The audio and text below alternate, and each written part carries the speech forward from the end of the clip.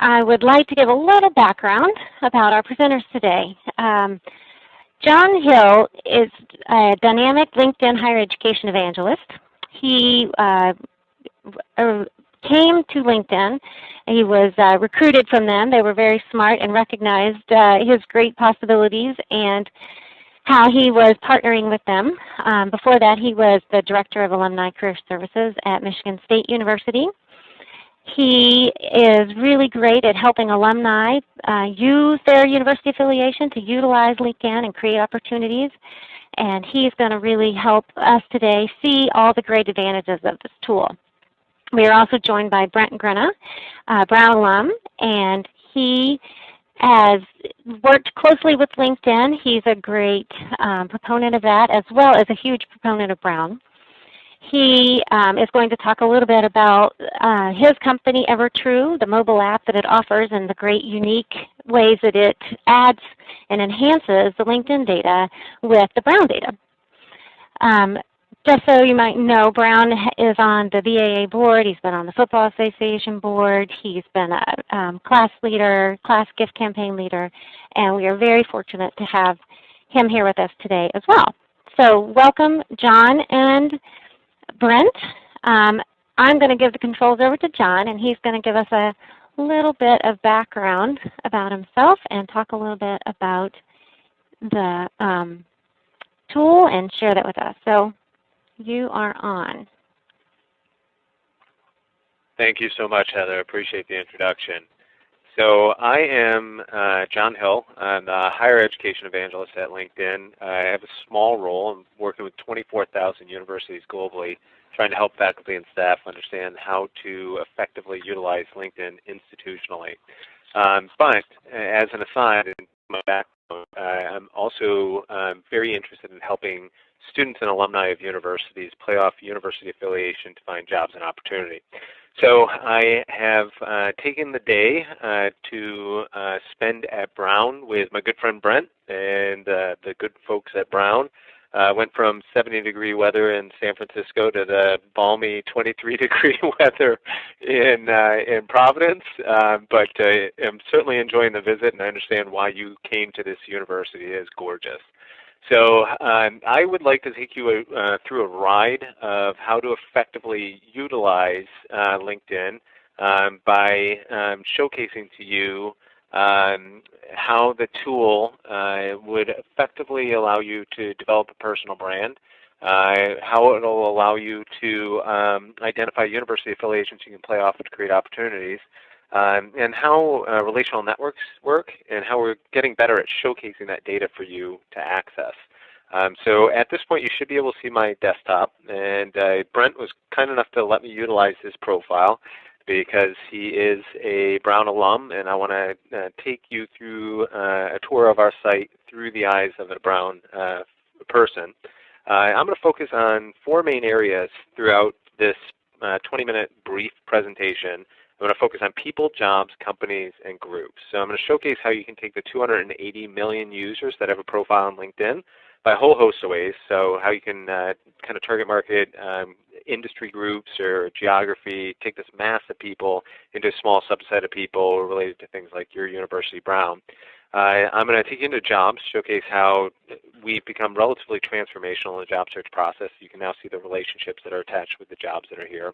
Take you into the 3.5 million companies and some of the insights you can derive out of that ecosystem.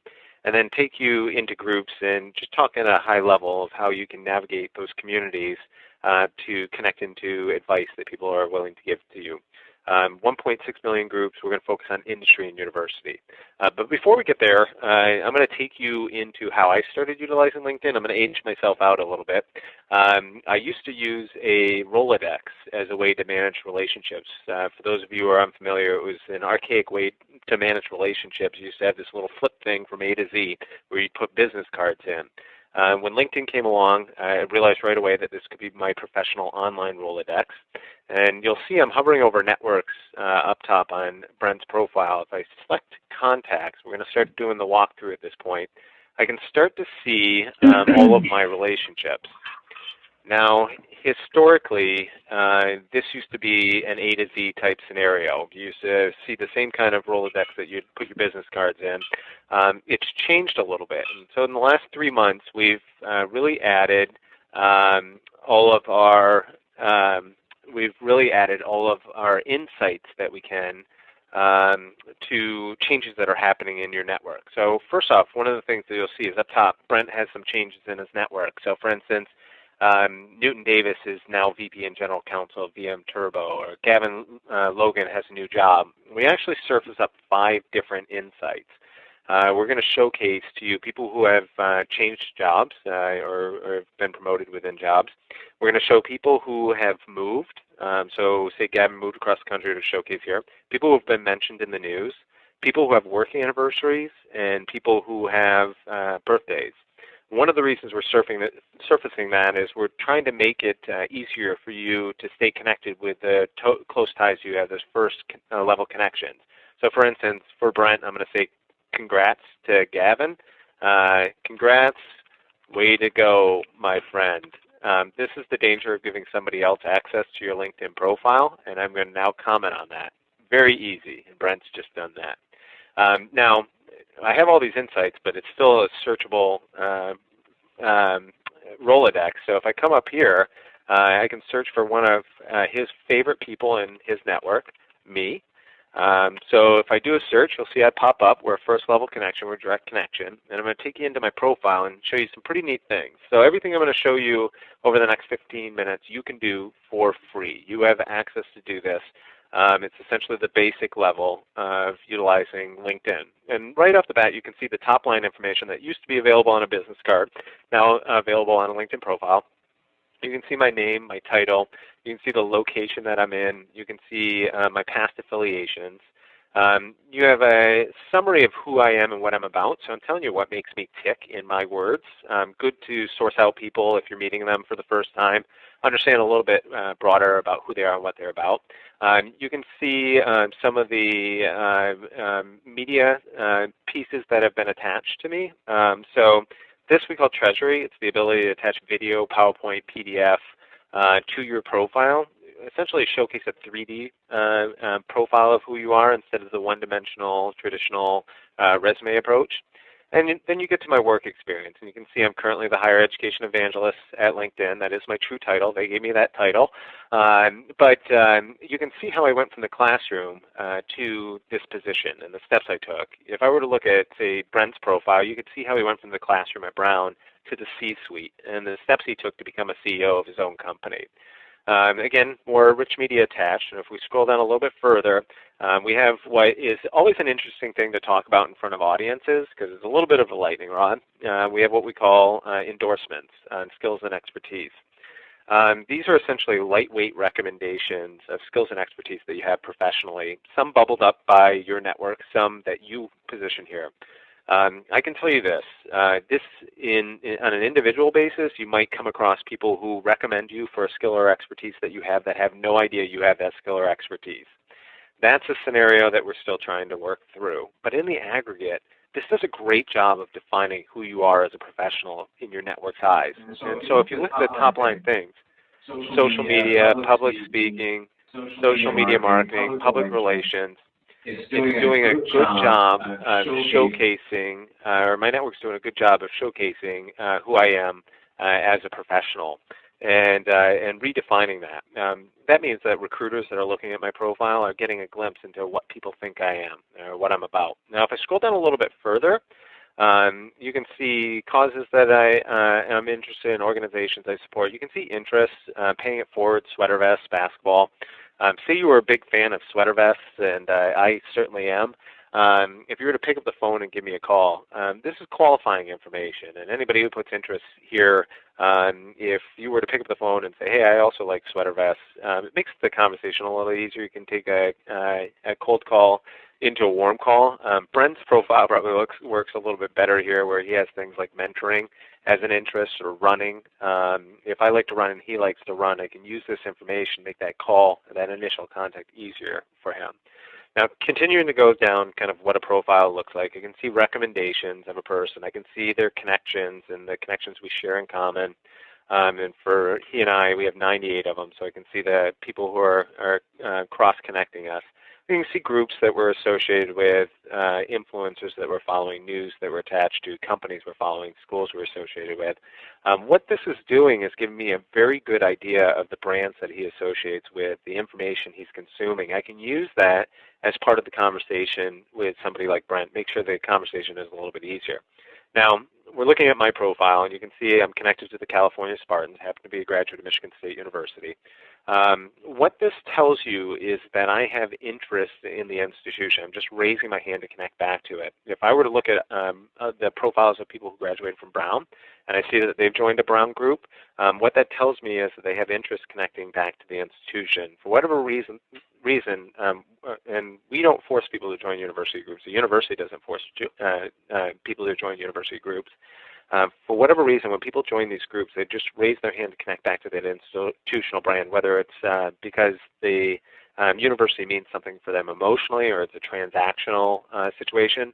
But for you, if you're in the job search or if you're using this as a business development, anybody who's joined that Brown group, they've just sort of raised their hand to connect back to you in some way, shape, or form. They're saying that they want to reconnect with folks who are attached to Brown. Those are low-hanging fruit for you to do business development activities to or for the job search. Now, one of the great things about what LinkedIn provides is the ability to showcase individual customer relations information. And there are some hidden gems on LinkedIn that you might not be aware of. So in all your first level connections, you have the ability to edit additional information. So if I go on here, I can edit the information that Brent has on me. I can select contact information. You can see there's my email address. You can see my LinkedIn account, my Twitter account, some of the videos that I've shared. That gets pulled in from my LinkedIn profile and the information that I've added here. But you can see right here, Brent has added a phone number for me. And I could add an additional phone number if I wanted to, 517-555-1212. If I were to do that, essentially this information would now appear next to the information that was already typed in. It's a two-way add of information, one-way view, but I can start to use this as like that old flip Rolodex information off a business card, save it directly to my connections profile, and update it accordingly. And I have that information at the ready, and it's web-based, so I can access it anywhere. And then I can come over here to relationships. And one of the values to what LinkedIn provides is the ability to capture the conversation around the relationships that you have professionally. So in all your first level connections, you have the ability to keep notes on people. So I can say, for instance, on 3-4, talked to John, and he's a really, really ridiculously cool guy, spelled wrong. And then on 3-5, confirmed again in conversation. Again, this is why you don't allow people to access to your LinkedIn profile. If Brent were to save these notes to my profile, he can refer back to it at any time. He can look at this information at any time. Additionally, he can set reminders of when to connect back to me. What happens is LinkedIn communicates through him through LinkedIn and then through email to find how we met, so it becomes that kind of historical knowledge of the relationship. At a conference, Joe. And I can save that information here. And then you can start to define tags of all your relationships and how I fit in to that space. Now, this was all baseline stuff. I just wanted to showcase to you a profile, what it looks like, some of the information that's available here. Now we're going to get into the more exciting stuff. So I'm going to take you up to this advanced search. And we're going to look at all the 280 million users, start to search down to select groups of people. We're going to use Brown as the affiliation. So I'm going to define third and everyone else. So these are all the people on LinkedIn. And we're going to look at those in the United States, and we're going to look at a specific level of people. So let's say CEO. I'm going to default to current because of past or abject failures. And when we do a search, I can now see the 836,000 CEOs that have a profile on LinkedIn that are on our platform. Now I can take it by affiliation. The affiliation you all share on this call is Brown, and I can do a search for that. and come up with 897 people that have a profile on LinkedIn that graduated from Brown University. And then I can take it a step further. If anybody is from LA on the call, I can type in the only zip code I can remember, 90210, do a search within 50 miles of the beautiful people, and come up with the 58 CEOs that have a profile on LinkedIn that graduated from Brown and live in the LA area. I mean, if you think about that, what I just did was the bastion of Fortune 50 companies 10, 15 years ago. They could build out databases, parse out information at this level because they had the money and access to do it. There's been a shift in access to data. It's now in the hands of the individual, and this is a showcase of that through social. It's very powerful. Better yet, I can see the relationships I have. So Brent and I are first-level connections, direct connections. But somebody I'm networked with that he isn't would be a connection of a connection, a second-level connection. So say I were looking at Walter's information, trying to dig a little bit deeper into who he is and what he's about. Again, I've got top-line information, a summary of who he is. I can see how he got to the C-suite, the steps he got into. I can see his skills and endorsements, and he's very well known for social games. So if that were a category I want to get into, this is a good person to talk to and affiliate with in the alumni network. Scroll down a little bit further, I can see that he went to Brown and the other institutions he's attached to. His degree was in English literature and fiction writing. I can see some of the shared connections that we have, so there's people we share in common. I can see that he joined the Brown alumni group, which tells me this might be somebody who would be open to talking to a fellow Brown alum. And then if I scroll up to the top right-hand side, I can actually see the connections that are in between me and Walter. So I can leverage one of these people and have them introduce me to him. A very powerful tool, and if you think about it really just from a baseline perspective, we've got very good data that you can utilize and mobilize offline as well. One of the things I could do is pick up the phone and give somebody like Walter a call. And if you think about the information I have here, I have his name, his title, the company he works at. If I were to do a search on Google, I'm likely to find a phone number not for him than for his company. If I were to pick up the phone and give him a call, I could use university affiliation as an intro. So my name is John Hill. I'm a graduate of Brown, or Brent Grinna, a graduate of Brown. Really interested in learning a little bit more about who you are and what you're about. So I wonder if you take a few minutes to talk to me about that. In that simple interaction, I've done two very powerful things. I have positioned myself to tap into the intrinsic value of helping out a fellow alum, Brown helping Brown, which the Ivies are known for. But secondarily, I positioned him as the expert in himself. It's very Dale Carnegie-esque. People love to be the experts in themselves. It increases the chances that the conversation extends. I can continue to do those conversation extenders. How did you get into the position you're in now? For him to talk about himself. What type of opportunities become available in your company? The ability for him to share the hidden job market there. What's the work environment like there? The ability for me to try on the job without going through the interview process. But the most important thing is to get my resume or my LinkedIn profile in his hands. If I do that, there are four things he can do with it. Number one, absolutely nothing. Number two, he can share it with his network. Walter's networked with other CEOs. Number three, he's sitting in a meeting. Somebody says, hey, we have an opening coming up. He said, I just talked to somebody from Brown. You just tapped into the hidden job market. Number four, he takes it down to HR. You become an internal referral. Increases the chances of you getting a call back for a job in that company. The reason I tell you that is that all those principles also apply for business development. So if you're on this webinar learning a little bit more about how to help LinkedIn for your business, again, this is sourcing information to help you out playing off affiliations. Now, this in itself, pretty powerful, but we take it a level up in just a second. If I come over here, we've actually built a tool that will show alumni of the university you went from and 24,000 other universities globally. We call the alumni tool. It's alumni by an institution, by where they live, where they work, what they do. So I came up here, went find alumni.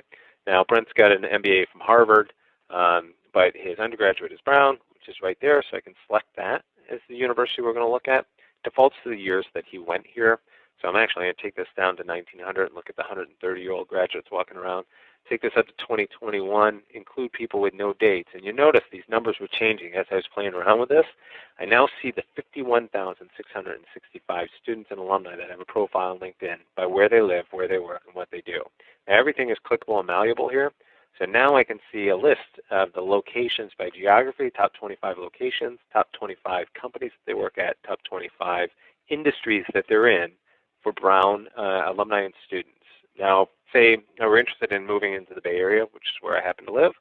If I select this, I can now see the 4,450 Brown alums by where they work and what they do in the Bay Area. That's the wow moment. I can drop the microphone right now and leave you to your own devices. Unbelievable access to segmented information. But I can take it a step further. Say I were really interested in breaking into something like engineering. Now let's take another one. Information technology in the Bay Area as a Brown grad. Find other Brown grads that are doing that. These are the companies that they're in. And say I were really interested in working at LinkedIn. I select those two people, graduated from Brown in the Bay Area in IT at LinkedIn, and I can see who they are, how I relate to them, and year of graduation. That is pretty remarkable. And so, for instance, with John, I've got 8 connections. I can see who those connections are. Deidre, I used to work with on some business development things. She connects directly with John. I can see he's in the Brown alumni group. Again, raised his hand to connect back to me, or the institutional brand. Just an unbelievable access to data. But secondarily, I now have a lead list if I'm in information technology and interested in moving into the Bay Area of the companies that hire people like me. Highly valuable. I can take it a step further.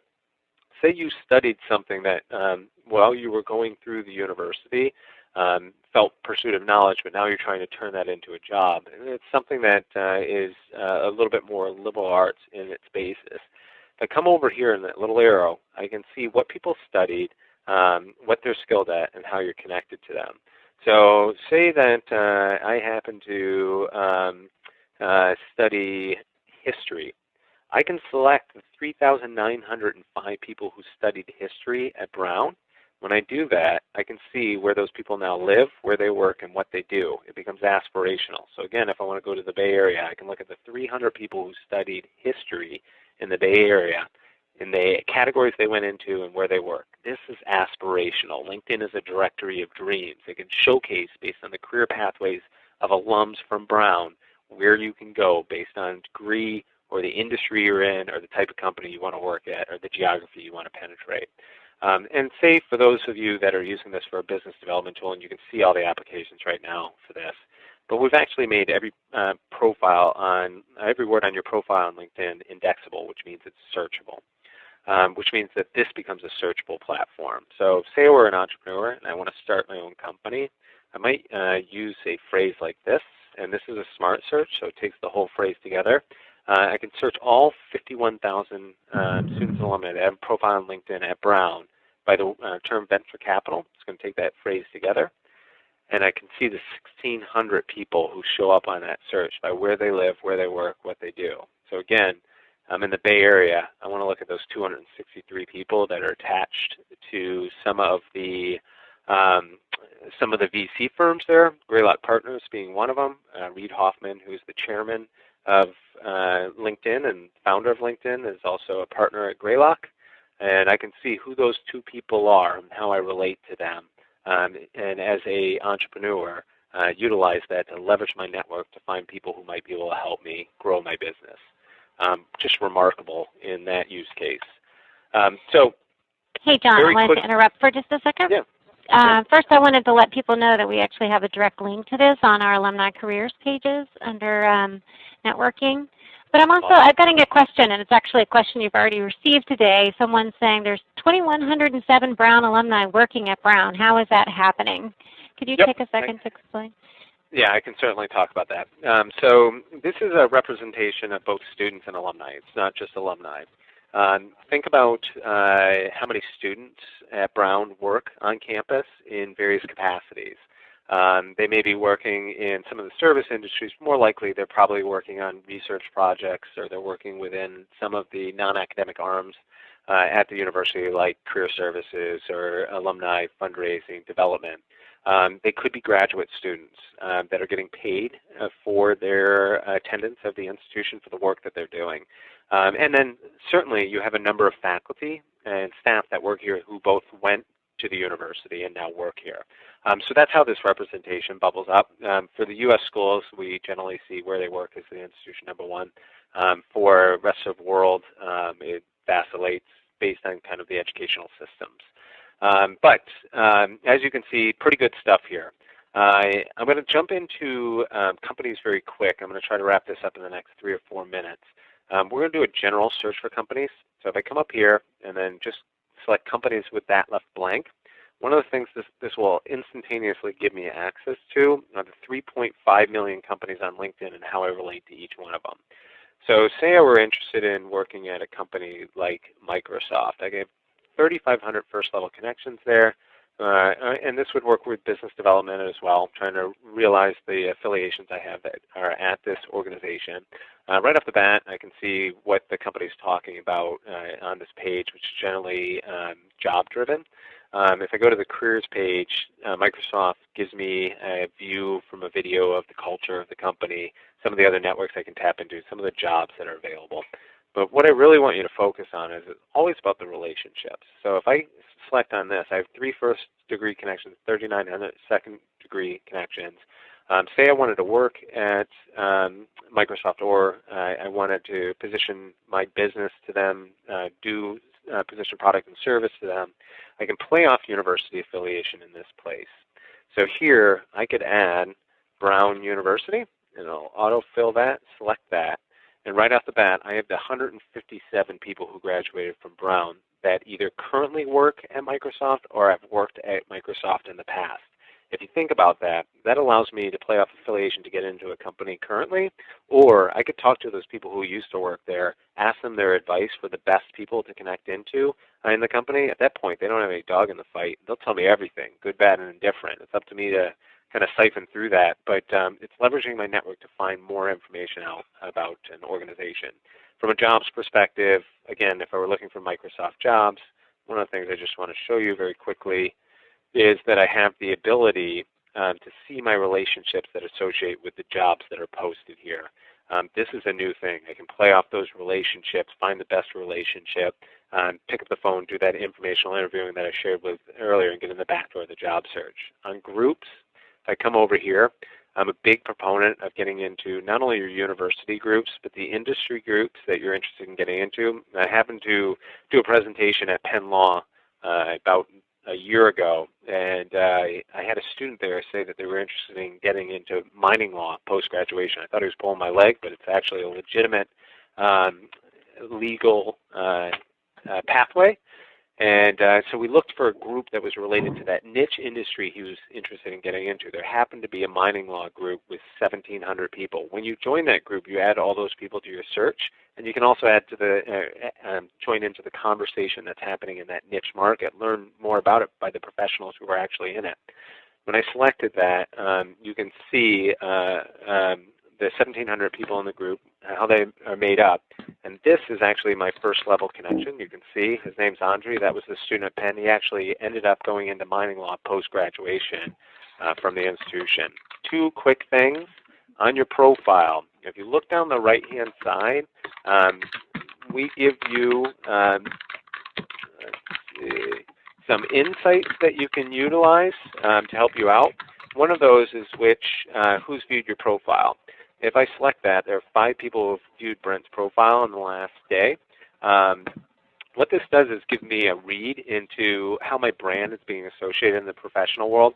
So for instance, who's viewed my profile, I'm the higher education evangelist.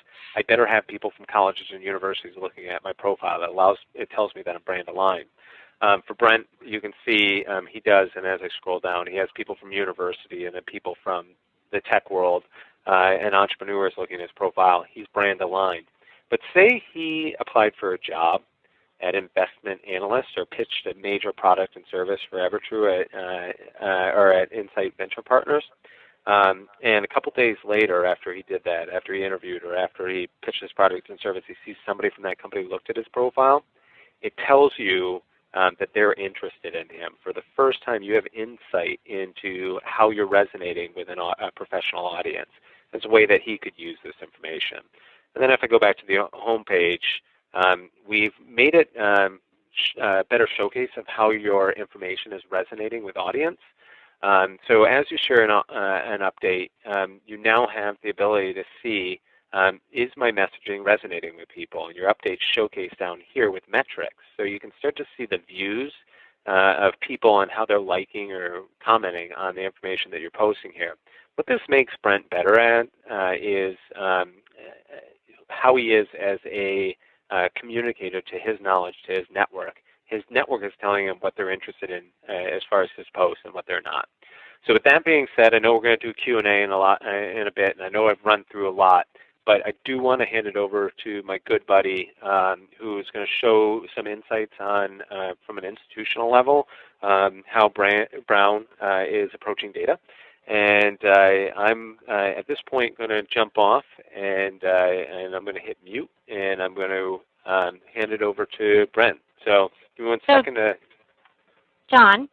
Yes. Before you go, I had two quick questions that I thought maybe you could answer while he's getting set up here. One was that you have it set up that Brent has a premium account, and somebody is not muted, so just try and take a check on yourself. And are those searches that you all did available to anyone with a basic level? Yeah, everything that I did is available to anybody who's on the call. Okay, that's great. I know what happens with LinkedIn, too, is that you do so many great updates that every time you go in, it looks a little different. So it's nice for people to have an idea about that. There was also a question about groups. Yep. How specific should you get with your groups? You know, how do you stay connected with people in regional groups? You just want to talk any more about, I know you talked a little bit about touching on joining. So I would say the two most important groups in my mind are the industry groups and the university groups. University groups, because it's a major affiliation you can play off of and search on LinkedIn, and it's a great network to ask advice from. The industry group, because it adds those people to search, like we did on that advanced search, but it also provides you context on the conversation of the day that those professionals are having and allows you to join in that conversation. So it elevates your understanding. It's kind of the rising tides approach. I would say that geography is also at play. So if you happen to be in San Francisco or LA or New York, London, there are groups that are in those regions, just good like-minded people, professionals that you might be interested in connecting into. I'm a big proponent, especially if you're a job seeker on the phone right now, not asking for a job in those environments. Ask for advice. People will answer that for whatever reason. They've just raised their hand to become job search ambassadors for you. Then you can mobilize them to help you out. But don't straight out ask for a job. That sounds great. Brent, are you ready to get started, or should we go with a couple more questions? You might have to unmute yourself. Yeah, you should be good there. So can you turn over screen sharing? You have the controls. You are in charge, so whatever you pull up will be for yours. If you so if you go to share, yep, my desktop, there you go. There we go. Excellent. Well, I'm pumped to be here today with my friend John, and saw a couple of familiar names here in the attendee list, including my friend Brooke Stevens and Catherine Moose. So just want to say hi to you guys. Heather, you can see my screen okay now? Yes, John, that's great. Brent, thanks, that's great.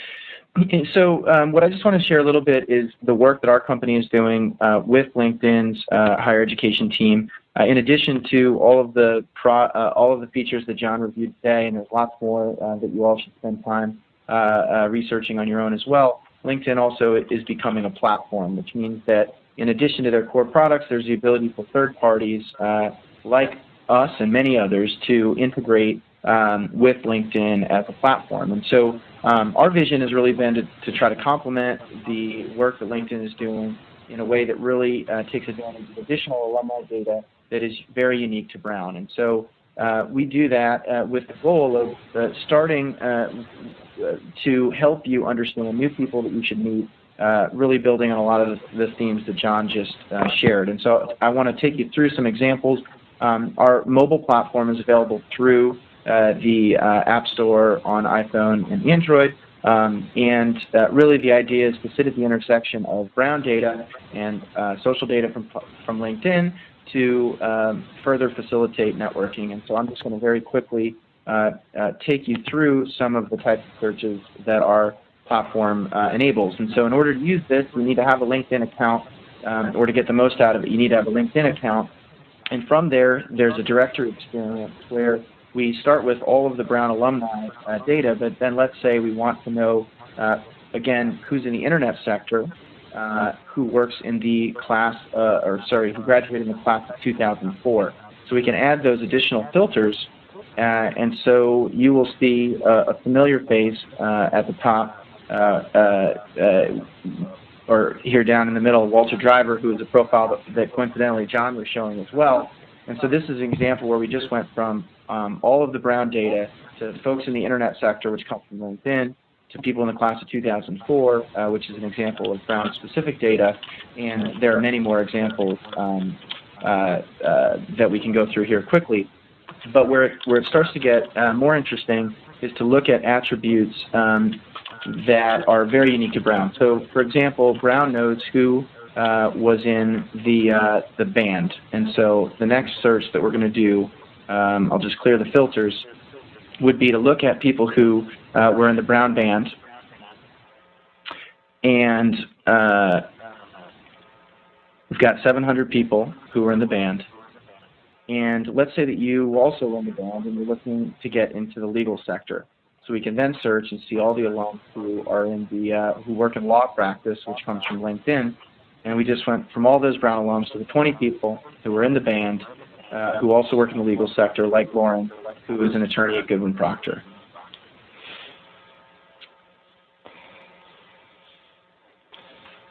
Another example would be to look at a student activity like the Brown Daily Herald. Let's say you wrote for the Brown Daily Herald. Brown has that data on file. And let's say that you were interested in finding other people who still work in journalism, who are in the writing and editing field per LinkedIn. Here's a subset of alums who match that criteria, including Robert, who actually works in the Ivory Coast. So that is another example.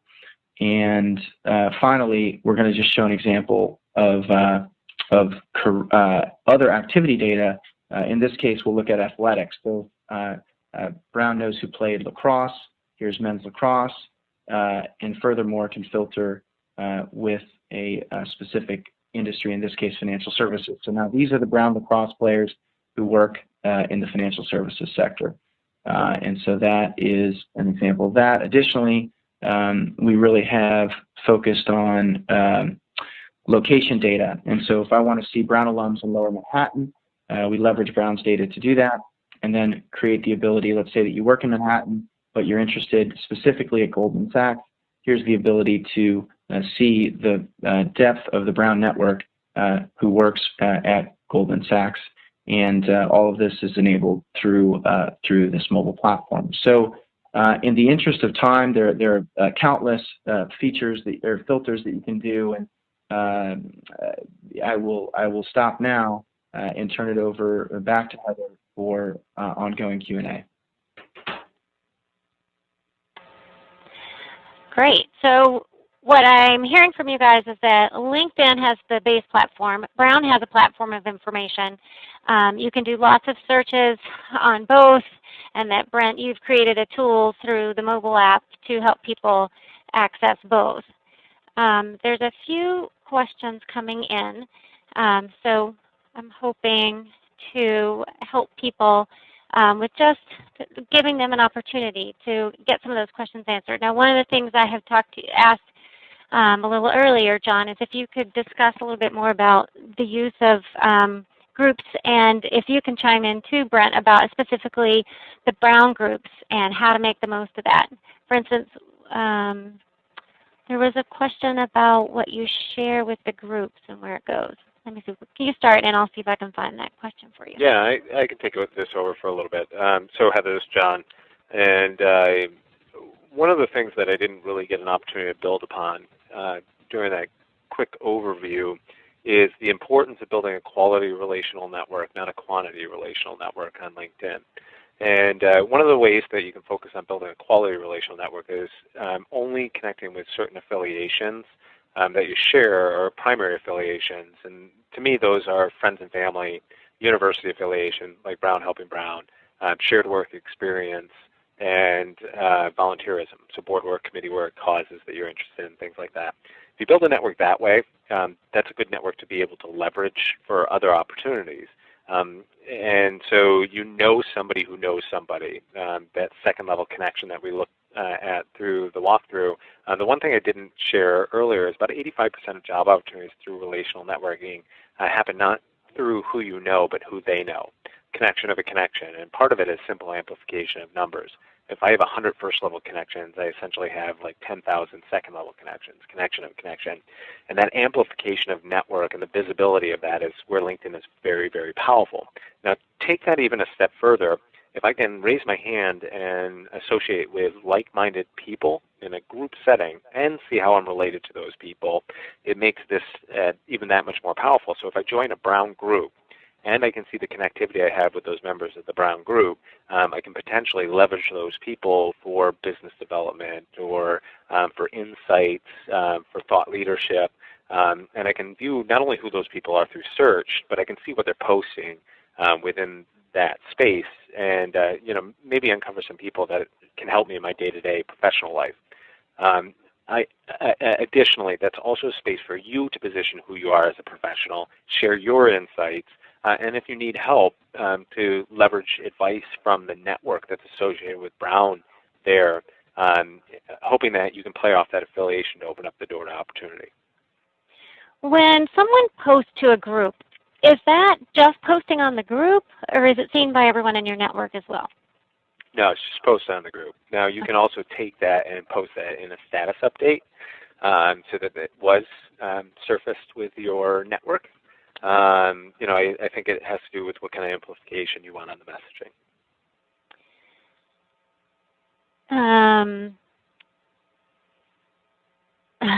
Brent, someone has a question for you about your iPhone application, so I'm going to send them to you later, so expect some questions about that, specifically with making that recording. But I tell you what, we have two great resources for that kind of stuff on here.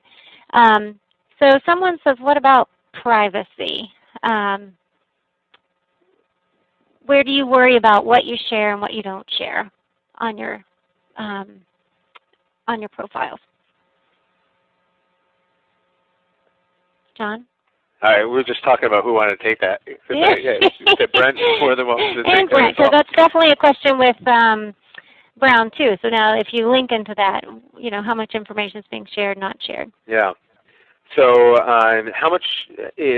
so if you look at the right-hand corner on LinkedIn, you'll see your picture up there. That gives you access to the privacy settings on LinkedIn. You really have control over just about anything that's viewed within LinkedIn. You can turn yourself completely dark in LinkedIn. I think that kind of defeats the purpose of a social professional network, but if you wanted to do that, you have the ability to do so. Really, this is self-sourced information, so all the users are typing in that information. We don't take information from other sources and attach it. Hey, John, would it be helpful if I give you back control to show some of that? Yeah.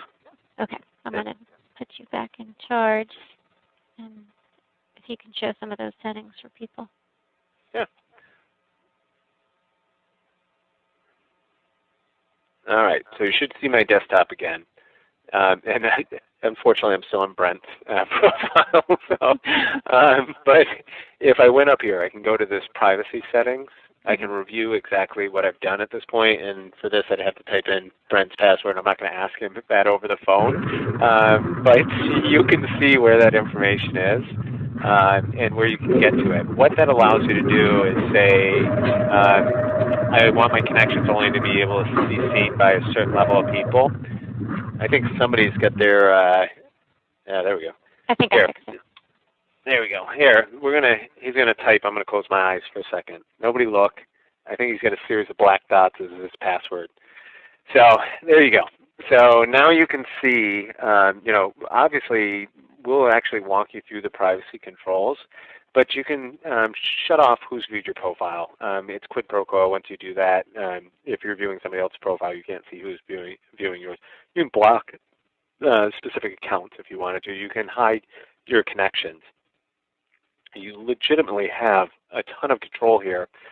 Part of what we've built is the terms of service. It's very user first. And our idea is, as the professional network of choice, we have to be adherent to how you approach networking and what your comfortability level is. That was done intentionally because we know when you have hundreds of thousands of CEOs that are on your platform, if they feel like you're doing anything that is against what their comfort level is as far as privacy, they'll leave the platform. If they leave, we fall in on ourselves. So we're very careful about that kind of stuff. And again, you can see all the controls are right here for anything that you want to do within LinkedIn, easily explained on what they mean.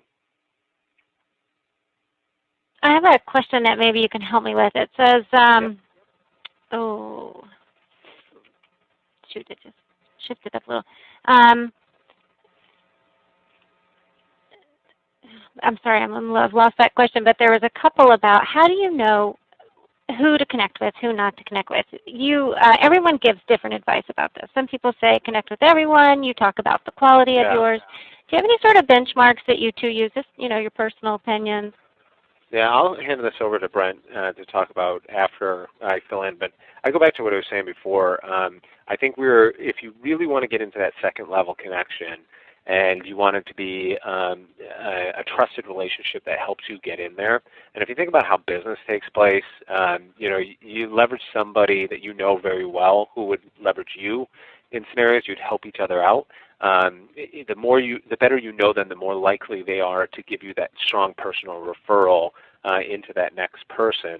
If you just become an open network and connect with anybody, it starts to dissolve the strength of your network overall, of being able to accelerate you through it to get to the second level or the third level or within groups, stuff like that. I'm just not a fan of trying to connect with everybody under the sun. There's just too much value in creating that very, very quality experience on relationships within LinkedIn. And I'll hand it over to Brent. Brent, you got an opinion about that? Yeah, just the same way that you would sort of in the real world. I mean, I really looked at LinkedIn as an opportunity to keep track of people who I know. And I think on select instances, if people reach out in a thoughtful way with the request to connect, and they explain why, hey, Brent, I'm a recent Brown grad working in entrepreneurship. I'd love to connect and learn more about your career path. I'll probably accept that connection, even though I haven't met them in person. But if it's less tailored than that, I'm not afraid to sort of reject LinkedIn connections from people who I don't know. And so I think when I meet new people, I'm diligent about if I want to stay in touch, going to LinkedIn, looking them up, and sending a request and saying that it was nice to meet you. But I also am very hesitant to cast too broad a net because, to John's point, if my second degree or if my first degree connections are really weak first degree connection, it's going to be harder for him or others to benefit from my connections that if they're low quality. So I really look at it as people you want to stay in touch with, the majority of whom you've probably met in real life.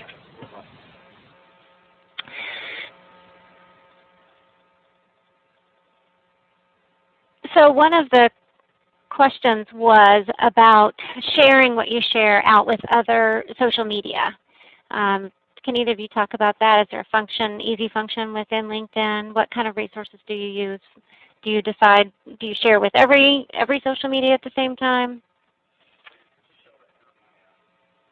Yeah, so one of the things you can see right here is how Brent could share to different mediums if he wanted to at once, or just share to his ecosystem, his connections, make his post public.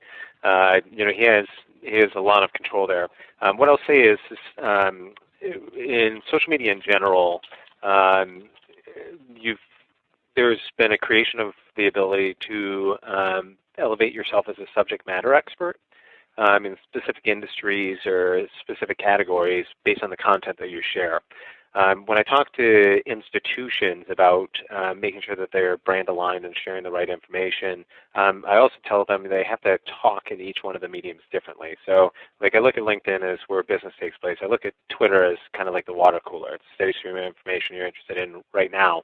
I use both professionally, but I would change how I communicate. One, because I only have 140 characters on one side. Two, because it's a different access professionally. There's a philosophy called COPE, create once, publish everywhere.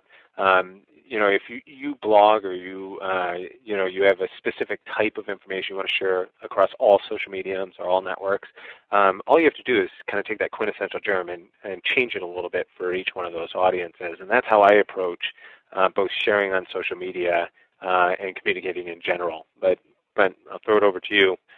Layer in whatever you want.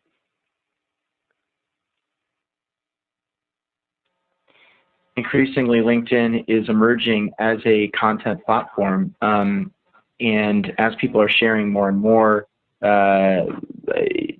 there's ongoing opportunity for us to learn and consume content from LinkedIn. And I think a related note would be the growth of LinkedIn's publishing platform, where it started as the LinkedIn Influencer Program with a very select group of people, and LinkedIn recently announced that it's going to be expanded more broadly, so that in the near future, not only could you share sort of short updates or news articles, but actually long-form blogging and other content. And so I think increasingly you're going to see the opportunity for LinkedIn to offer really filtered and tailored content experience based on your professional and personal interests. Well, I see that we are getting close on time. I just wanted to make one clarification. I just had a couple of questions asking me. For the EverTrue app, it is, to see any of that information, it is all secured, and nothing goes out that you didn't agree to share with the directory. So it's it is your information. Complements the existing directory with additional LinkedIn data. Mm-hmm. I really appreciate the two of you here today. This has been some great information. I am going to just take back the controls and see if I can get a quick poll up here for everyone. I'm wondering if you two have any last remarks that you would like to share with people. So, yeah, I'm happy to share some insight into what we're doing in regard to higher education. I sit on a team at LinkedIn where we don't have revenue expectations. We're trying to get more students and alumni on LinkedIn, help universities utilize us more effectively. I love the fact that the company is invested in that type of thought process. I came out of university, so I worked at a university prior to coming to LinkedIn. I believe in higher education. I believe in bricks and mortar institutions like Brown. This is the environment where you develop, as far as social is concerned, you develop your understanding of the importance of pursuit of knowledge, and it helps craft you as a pre-professional, whatever that means to you and whatever that post-graduation destination is. Some of who you are right now as an alum was defined right here.